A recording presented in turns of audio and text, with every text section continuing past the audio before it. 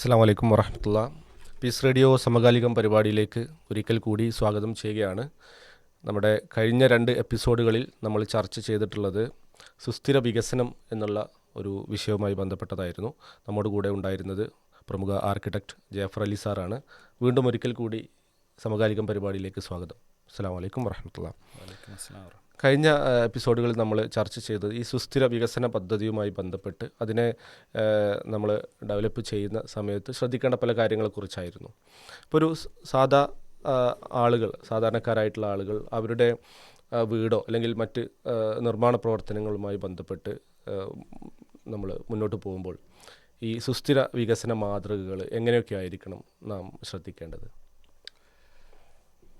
അപ്പം നമ്മുടെ ഈ ഭൂമി, നമ്മുടെ പ്രപഞ്ചം ഏതാണ്ട് 14 ബില്യൺ ഇയേഴ്സ് എന്നുള്ളതാണ് പറയുന്നത്. അതിൽ ഭൂമി ഏതാണ്ട് ഒരു 4.5 ബില്യൺ ഇയേഴ്സ് മുന്നാണ് ഭൂമി ഉണ്ടായത്. ഇതിൽ തന്നെ ഈ അവസാനത്തിലുള്ള ഈ 1.5 ബില്യൺ ഇയേഴ്സിൻ്റെ ഉള്ളിലാണ് ഭൂമി ജീവജാലങ്ങൾ ഉണ്ടാകുന്നതെന്ന് കണക്ക്.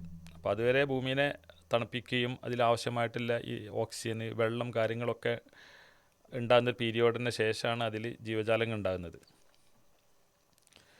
പിന്നെ മനുഷ്യന്മാർ ഭൂമിയിലേക്ക് വന്ന് മനുഷ്യന്മാരുടെ ഇടപെടൽ ഉണ്ടാവുന്നു. മനുഷ്യന്മാർ പണ്ടത്തെ ആദ്യ മനുഷ്യർക്കൊക്കെ ഭൂമിയോട് ഇണങ്ങിക്കൊണ്ടായിരുന്നവരുടെ ജീവിതമൊക്കെ ഉണ്ടായിരുന്നത്.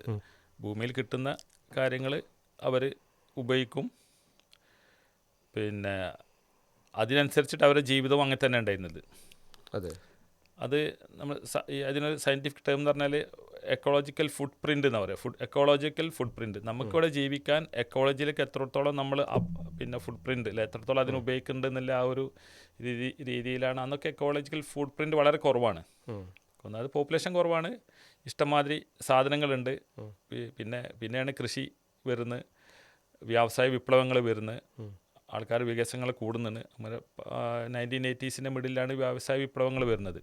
വ്യാവസായ വിപ്ലവത്തിന് ശേഷമാണ് പിന്നെ വികസന കാഴ്ചപ്പാടുകൾ വളരെ രീതിയിൽ മുന്നോട്ട് പോകുന്നത്. അപ്പോൾ ഇപ്പോഴത്തെ ഒരു അവസ്ഥ എന്താണെന്ന് പറയുക, നമ്മുടെ പിന്നെ ഏതാണ്ടൊരു നേച്ചറിൻ്റെ റിസോഴ്സിൻ്റെ ഒരു 60% നിർമ്മാണ മേഖലയിലേക്കാണ് പോകുന്നത് എന്നുള്ളതാണ്. അപ്പം നിർമ്മാണ മേഖലയിൽ പോകുമ്പം റോ മെറ്റീരിയൽസ് ഒരു ഇമ്പോർട്ടൻറ്റ് ഫാക്ടറാണ്, എനർജി ഇമ്പോർട്ടൻറ്റ് ഫാക്ടർ, എല്ലാ ഒരു ഇമ്പോർട്ടൻറ്റ് ഫാക്ടറായിട്ട് വരും. അപ്പം നിർമ്മാണ മേഖലയിൽ ഇൻഡയറക്റ്റായിട്ടോ ഡയറക്റ്റായിട്ടോ ഇൻവോൾവ് ചെയ്യാത്ത ഒരു മനുഷ്യനുണ്ടാവില്ല. ഒരു കുടുംബമാണെങ്കിൽ കുടുംബത്തിലൊരു വീടുണ്ടാവും, കുറച്ച് കഴിയുമ്പോൾ അവർ വലുതാകുമ്പോൾ അവർ വീട് വെക്കും, ഇനി അതിൽ പല സംഗതികളും ഉണ്ടാവും. അപ്പം ഈ സുസ്ഥിര വികസനത്തിൽ ഏറ്റവും ഇമ്പോർട്ടൻസ് കൊടുക്കേണ്ട ഒരു രംഗം തന്നെയാണ് നിർമ്മാണ മേഖല എന്ന് പറഞ്ഞത്. അതെ. അപ്പോൾ ഈ നിർമ്മാണ മേഖലയിൽ ഇപ്പോൾ നമ്മളിപ്പോൾ അതിൻ്റെ പ്ലാനിങ് മുതൽ അതിൻ്റെ അതിൻ്റെ ഓരോ ഐറ്റംസ് പർച്ചേസ് ചെയ്യുന്നത് മുതൽ നമ്മൾ എന്തൊക്കെ ആയിരിക്കണം ഒരു സാധാരണക്കാരൻ എന്നുള്ള നിലയിൽ ശ്രദ്ധിക്കേണ്ടതായിട്ടുള്ളത്? അപ്പോൾ ഇതിൽ നിർമ്മാണ മേഖല നമുക്ക് 3ആയി തിരിക്കാൻ പറ്റും. ഒന്ന് നമ്മളെ പ്ലാനിങ് സ്റ്റേജ്. അപ്പം നിർമ്മാണം ചെയ്യുന്നതിന് മുന്നേ തന്നെ പ്ലാനിങ് ഒരു സ്റ്റേജാണ്. എങ്ങനെയൊക്കെ ആയിരിക്കണം നമ്മുടെ പ്ലാൻ എന്നുള്ളത്. ആ പ്ലാന് കഴിഞ്ഞതിൻ്റെ ശേഷമാണ് പിന്നെ നിർമ്മാണം ഉണ്ടാവുക. അത് അങ്ങനെ നിർമ്മാണം കഴിഞ്ഞു. നിർമ്മാണം കഴിഞ്ഞിട്ട് പിന്നെ അടുത്ത ഘട്ടമാണ് പോസ്റ്റ് ഓക്യുപ്പൻസി. നമ്മൾ അതിൽ കൂടല്ലോ, പിന്നെ അത് നമ്മുടെ കാലം കഴിയുന്നത് വരെ അല്ലെങ്കിൽ എത്രത്തോളം ആ ബിൽഡിംഗ് അവിടെ നിൽക്കുമോ അതുവരെ അതിൻ്റെ പോസ്റ്റ് ഓക്യുപ്പൻസി ടൈം പീരിയഡാണ്. അപ്പം ഈ നിർമ്മാണ സമയത്തും നിർമ്മാണം കഴിഞ്ഞിട്ട് നമ്മളെ വീട്ടിൽ ഉപയോഗിക്കുന്ന രംഗത്തും ഒക്കെ നമുക്ക് എന്താണ് പല രീതിയിലുള്ള ഇത്ര സംഗതികളായിട്ട് ഇൻവോൾവ് ആകുന്നുണ്ട്. നിർമ്മിക്കുന്നതുകൊണ്ട് മാത്രമല്ല, നമ്മളിപ്പോൾ ഒരു വീടുണ്ടാക്കി കഴിഞ്ഞാൽ പിന്നെ നമുക്കതിൽ കറണ്ട് വേണം അല്ലേ? അപ്പോൾ ആ കറണ്ട് പിന്നെ നമ്മൾ കഴിയുന്നിടത്തോളം അത് വീട് എത്രത്തോളം ഉപയോഗിക്കുന്നുണ്ടോ അത്രത്തോളം വേണം.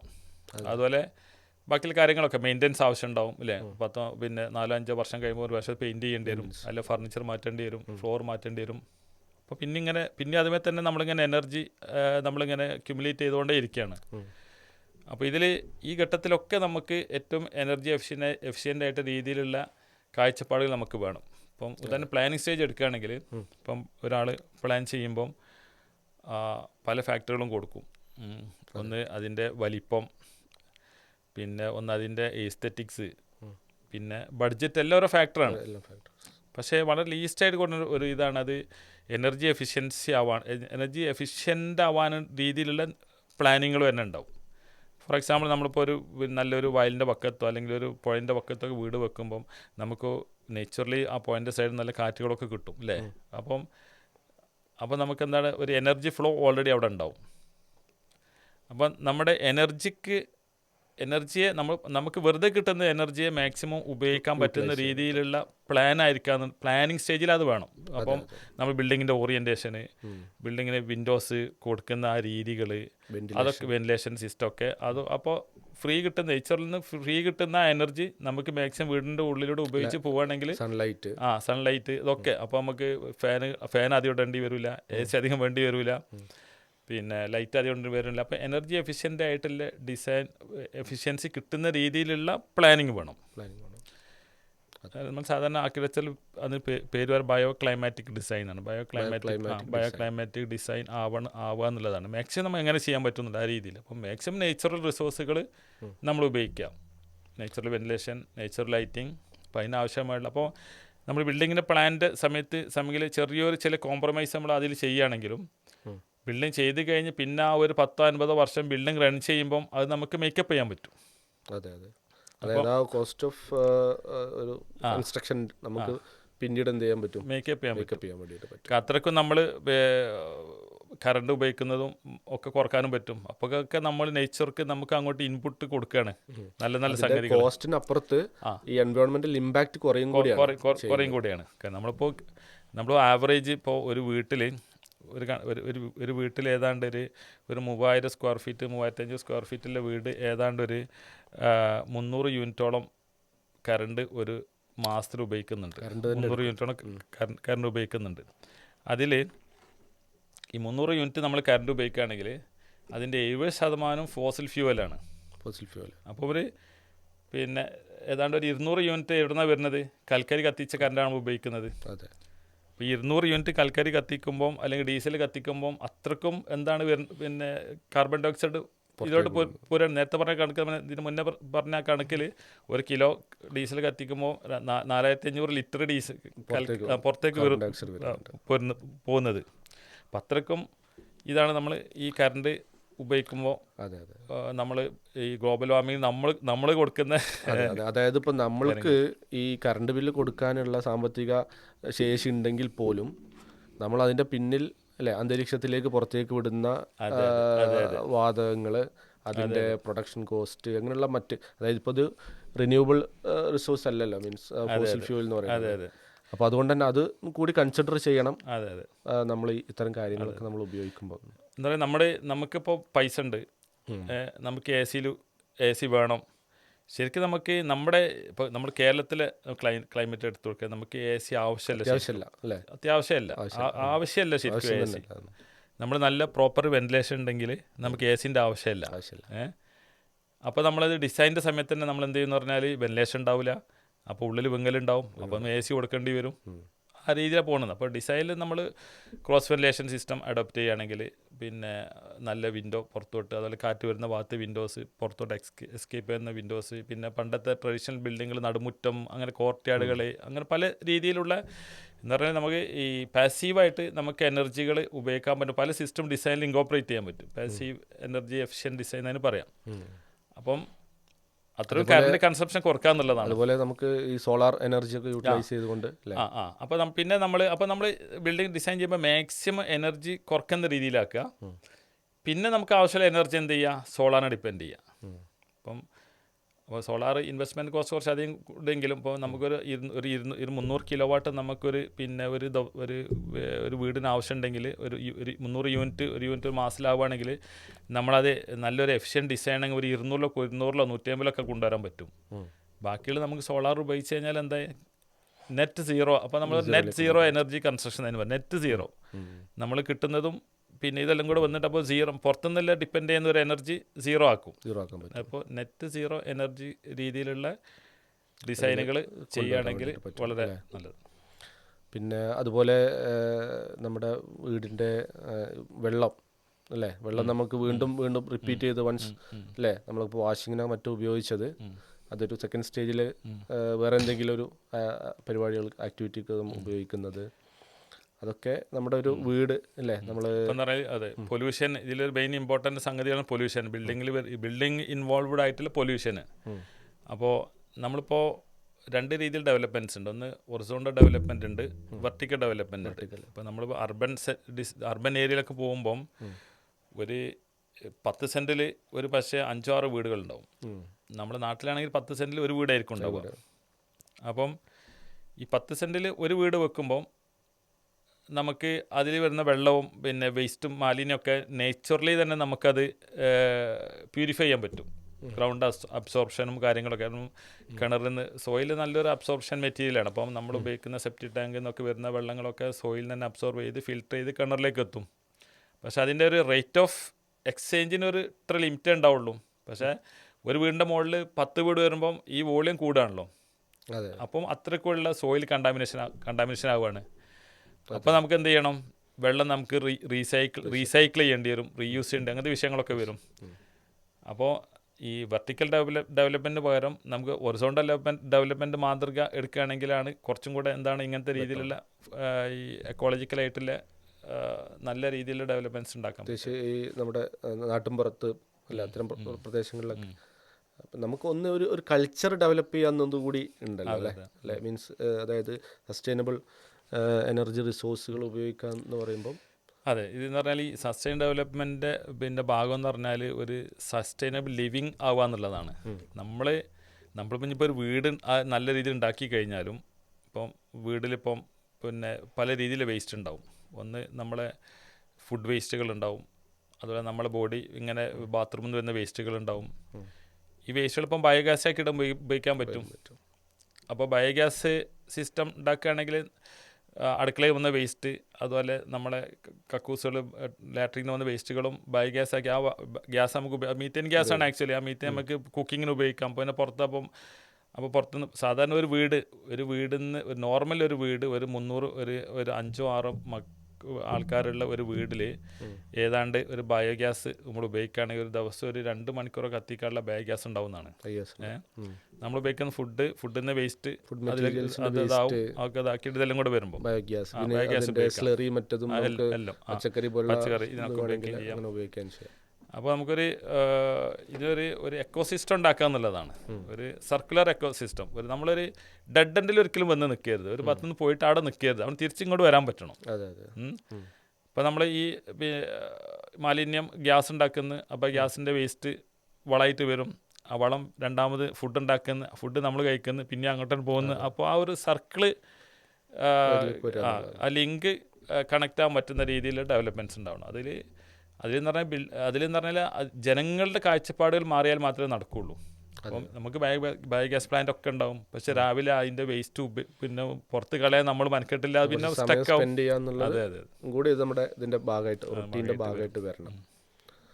പിന്നെ ഇതിൽ ഇപ്പം നമ്മൾ പറഞ്ഞല്ലോ ഈ നമ്മുടെ റിന്യൂവബിൾ റിസോഴ്സുകളിലേക്ക് പരമാവധി വരിക എന്നുള്ളത്. അപ്പോൾ അത് എത്രമാത്രമാണ് ഈ ഗവൺമെൻറ് സപ്പോർട്ട് ഇത്തരം കാര്യങ്ങൾക്ക് വരുന്നത്? ഇപ്പോഴെന്ന് പറഞ്ഞാൽ നമ്മൾ ഇപ്പോൾ സോളാർ പാനൽ വെക്കുക. ഇപ്പോൾ ബിൽഡിംഗ് റൂളിലൊക്കെ നമ്മൾ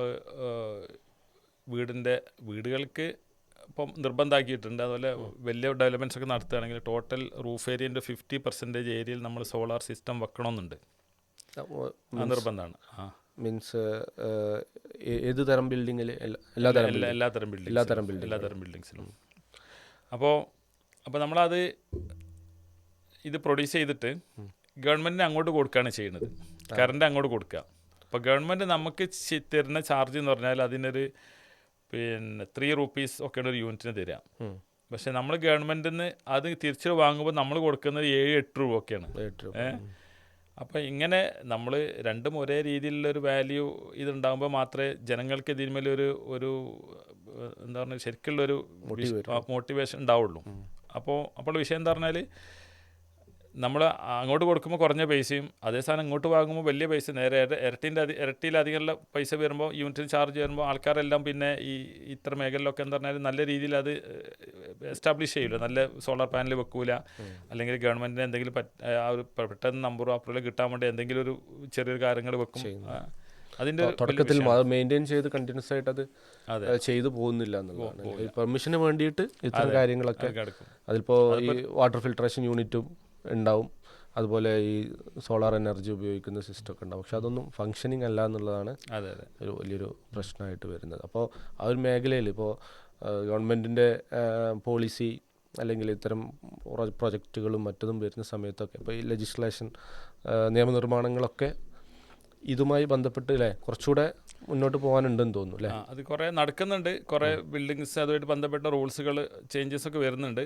പിന്നെ അതിൽ തന്നെ നല്ലതായ വശങ്ങളുണ്ട്, വളരെ പിന്നെ അത്ര ഒരു സാധാരണക്കാരന് പെട്ടെന്ന് അത്ര വലിയൊരു എമൗണ്ട് ഇൻവെസ്റ്റ് ചെയ്യാൻ കഴിയില്ല. അതൊരു വിഷയമാണ്. ഇപ്പോൾ സോളാർ പാനലൊക്കെ ഒരു 1 kilowatt ഒക്കെ ഇൻവെസ്റ്റ് ചെയ്തതിന് ഒരു 60,000 to 70,000 rupees നമ്മൾ ഇൻവെസ്റ്റ് ചെയ്യണം. അപ്പോൾ അതൊരു മാൻഡേറ്ററി റൂളായി വരുമ്പോൾ ഉള്ള വിഷയങ്ങൾ ഉണ്ട് അല്ലേ? അങ്ങനെ വരുന്നുണ്ട്. പിന്നെ ഒരു സാധാരണക്കാരെ സംബന്ധിച്ച് ഇപ്പോൾ അവരുടെ ഒരു മുന്നോട്ട് പോകുമ്പോൾ ഇത് എത്രമാത്രം അനിവാര്യമാണ് എന്നുള്ളൊരു സംഭവം നമ്മളെപ്പോഴും കാര്യങ്ങളൊക്കെ ചെയ്യുന്നത് ഒരു അനിവാര്യ ഘട്ടത്തിലായിരിക്കും. അതെ. ഇപ്പം എന്ന് പറഞ്ഞാൽ പിന്നെ ഇതിൻ്റെ അപ്പോൾ ഈ നമ്മുടെ ഇപ്പോഴുള്ള ഈ ഗ്ലോബൽ വാർമിങ്ങിൻ്റെ പ്രശ്നങ്ങൾ, അതുപോലെ സസ്റ്റൈനബിൾ ഡെവലപ്മെൻ്റ് ആവശ്യകതകൾ, ഇത് ഒരാൾക്ക് മനസ്സിലാക്കിയാൽ മാത്രമേ ഇത്തരം സംഗതികൾ നമുക്കൊരു ഇൻട്രസ്റ്റ് കൊടുക്കുള്ളൂ. ഫോർ എക്സാമ്പിൾ, നമുക്ക് നല്ല ഭക്ഷണമൊക്കെ കഴിച്ച് കുറയുമ്പോൾ നമുക്ക് ബ്ലഡ് ടെസ്റ്റ് ചെയ്യുമ്പോഴായിരിക്കും നമുക്ക് ഷുഗർ വരെ ഹൈ ആണ്, പ്രഷർ വരെ ഹൈ, കൊളസ്ട്രോൾ ഉണ്ട്. അപ്പം നമ്മൾ എന്ത് ചെയ്യും? പേടിക്കും അല്ലേ? നമുക്കൊരു പ്രോബ്ലം ഉണ്ട് എന്ന് നമുക്ക് മനസ്സിലാകുമ്പോൾ നമ്മൾ പിന്നെ നമ്മളെ ലൈഫ് സ്റ്റൈലൊക്കെ മാറ്റാൻ തുടങ്ങും. അതുപോലത്തെ ഒരു പ്രശ്നമാണ് ലോകം അല്ലെങ്കിൽ ഭൂമി ഇപ്പോൾ അനുഭവിച്ചു കൊണ്ടിരിക്കുന്ന അല്ലെങ്കിൽ വരാൻ പോകുന്നതില്ല. ആ ഒരു തീവ്രത പൊതുവെ ആൾക്കാർ, നമ്മൾ കോമൺ ആൾക്കാർ, ഇപ്പോൾ ഇൻ്റലക്ച്വൽസിൻ്റെ അടുത്തും വലിയ വലിയ പിന്നെ ആൾക്കാർക്ക് ഈ പ്രശ്നം അറിയെങ്കിലും സാധാരണക്കാർക്ക് ഇതിൻ്റെ പ്രശ്നം പിടികിട്ടിയിട്ടില്ല. ആ പ്രശ്നം അവരെ ബോധ്യപ്പെടുത്തുക എന്നുള്ളത് ഗവൺമെൻറ് തലത്തിലും അതുപോലെ നമ്മളെ ഇൻസ്റ്റിറ്റ്യൂഷൻസൊക്കെ വളരെ നല്ല രീതിയിൽ ചെയ്യുമ്പോൾ മാത്രമേ ആൾക്കാർ അതിന് ബോധം ഉണ്ടായിട്ട് വേണം ഇത്ര സംഗതികൾ നിർമ്മാണ മേഖലയിൽ ഉൾക്കൊള്ളുള്ളൂ. പിന്നെ ആളുകൾ വിചാരിക്കുക അതിപ്പം ഒരു മൊത്തത്തിൽ ഒരു കളക്റ്റീവ് ഇതാണല്ലോ, അപ്പം ഞാനിപ്പോൾ ഒരാൾ മാത്രം ഇത് ചെയ്തിട്ടില്ലെങ്കിൽ വലിയ വിഷയമൊന്നുമില്ല എന്നുള്ളതാണ് അല്ലേ? അപ്പം എല്ലാവരും അങ്ങനെ വിചാരിക്കുമ്പോഴാണ് ഇതൊന്നും കാര്യമായിട്ട് നടക്കാതെ. നമ്മുടെ പിന്നെ വിശുദ്ധ ഖുർആനിലൊരു വളരെ ഒരു പ്രധാനപ്പെട്ട ആയത്തുണ്ടല്ലോ, പിന്നെ നിങ്ങളുടെ കൈകൾ പ്രവർത്തിച്ചതിന് കാരണമായി ഭൂമിയിലും കടലിലും കരയിലും പ്രശ്നങ്ങൾ ഉണ്ടായി എന്നുള്ളത്. അതൊക്കെ ശരിക്കും ഇത് തന്നെയാണ് നമ്മളെ. അപ്പോൾ ഒരാൾ പ്രവർത്തിക്കുമ്പോൾ ആ കൈ നമ്മൾ പിടിച്ചു വെച്ചിട്ടില്ലെങ്കിൽ ബാക്കിയുള്ളവർക്ക് കൂടെ പ്രശ്നം വരും. അപ്പോൾ ഈ രീതിയിലുള്ള ഒരു ഡെവലപ്മെൻറ്റ് കാഴ്ചപ്പാട് നമ്മൾക്ക് വരണം. ഇപ്പോൾ നമ്മളൊരു നിർമ്മാണ മേഖല എടുക്കുകയാണെങ്കിൽ ഇപ്പോൾ പൈസ ഉള്ള ആൾക്ക് തൻ്റെ വീട് ഒരു ഭയങ്കര പൈസ എന്നുള്ള എക്സ്പോസ് ചെയ്യാൻ പറ്റുന്ന ഒരു മാർഗ്ഗമായിട്ടാണ് കരുതുന്നത്. പക്ഷേ അവൻ്റെ ആ വീട് വെക്കുന്നത് കൂടില്ല, ഒരു സ്ക്വയർ ഫീറ്റ് ആവശ്യത്തിലധികം നമ്മൾ ഉപയോഗിക്കുന്നതോട് കൂടില്ല, ഒരു എക്കോളജിക്കൽ ഫുട് പ്രിൻ്റ് തന്നെ ഭയങ്കരമാണ്. പിന്നെ ഈ വീടുകളിലൊക്കെ അനാവശ്യ ലൈറ്റുകൾ അല്ലേ വെറുതെ കത്തിച്ചിടുന്ന ഇപ്പോൾ പൊതുവെയുള്ള പ്രശ്നമാണ്. ഇപ്പം അനാവശ്യ ലൈറ്റുകൾ ഇപ്പം പുതിയൊരു കൺസെപ്റ്റ് ലൈറ്റ് പൊല്യൂഷൻ എന്ന് പറഞ്ഞൊരു ലൈറ്റ് പൊല്യൂഷൻ അല്ലെ ലൈറ്റ് പൊല്യൂഷൻ എന്ന് പറയാം. ലൈറ്റ് പൊല്യൂഷൻ എന്ന് പറയുമ്പോൾ ഭയങ്കര ഒരു പൊല്യൂഷനിൽ വേറൊരു പ്രശ്നമായിട്ട് മാറിയിട്ട് ലൈറ്റ് പൊല്യൂഷൻ. ഇപ്പോൾ അർബൻ സൊസൈറ്റിയിലേക്ക് വരികയാണെങ്കിൽ ഈ ലൈറ്റ് പൊല്യൂഷൻ കാരണം പല സ്പീഷീസ് ജീവജാലങ്ങൾ നശിച്ചിട്ടുണ്ട്. പാറ്റുകൾ, അവർക്ക് ലൈറ്റ് ഉണ്ടെങ്കിൽ അവരുടെ പ്രജനനം ഒന്നും നടക്കില്ല. അപ്പം പല രീതിയിലുള്ള ഇപ്പോഴുള്ള ഈ പല പുതിയ സ്പീഷീസിൻ്റെ എക്സ്റ്റിങ്ഷന് കാരണം നൈറ്റ് പൊല്യൂഷനാണ് അല്ലെങ്കിൽ ലൈറ്റ് പൊല്യൂഷനാണ് പറയുന്നുണ്ട്. അപ്പോൾ ഈ നമ്മുടെ സമകാലികത്തിൽ ഇന്ന് നമ്മൾ ചർച്ച ചെയ്തുകൊണ്ടിരിക്കുന്നത് ഈ സുസ്ഥിര വികസന മാതൃകകളുമായി ബന്ധപ്പെട്ടുള്ളതാണ്. അപ്പോൾ നമ്മുടെ ചർച്ചയിൽ നമുക്ക് മനസ്സിലാവുന്നത് നമ്മുടെ കാഴ്ചപ്പാടുകളാണ് മാറേണ്ടത്. നമ്മുടെ വരും തലമുറക്ക് നാം ജീവിച്ച ഈ ഒരു സുന്ദരമായിട്ടുള്ള ഭൂമി ഏറ്റവും നല്ല രൂപത്തിൽ അവരുടെയും ഒരു ജീവിതത്തിന് വേണ്ടി നമ്മൾ നല്ല രൂപത്തിൽ കൈമാറുക, അതിനുള്ള പരിശ്രമങ്ങളാണ് നമ്മൾ മുന്നോട്ട് കൊണ്ടുവരേണ്ടത് എന്നുള്ളതാണ്. നമ്മുടെ ഇന്നത്തെ സമകാലികത്തിൽ നമ്മോട് കൂടെ ഉണ്ടായിരുന്നത് ബഹുമാന്യനായ ജാഫർ അലി സാറാണ്. സാറിന് ഏറ്റവും ഹൃദ്യമായ നന്ദി അറിയിക്കുകയാണ്. അസ്സലാമു അലൈക്കും വറഹ്മത്തുള്ളാഹി.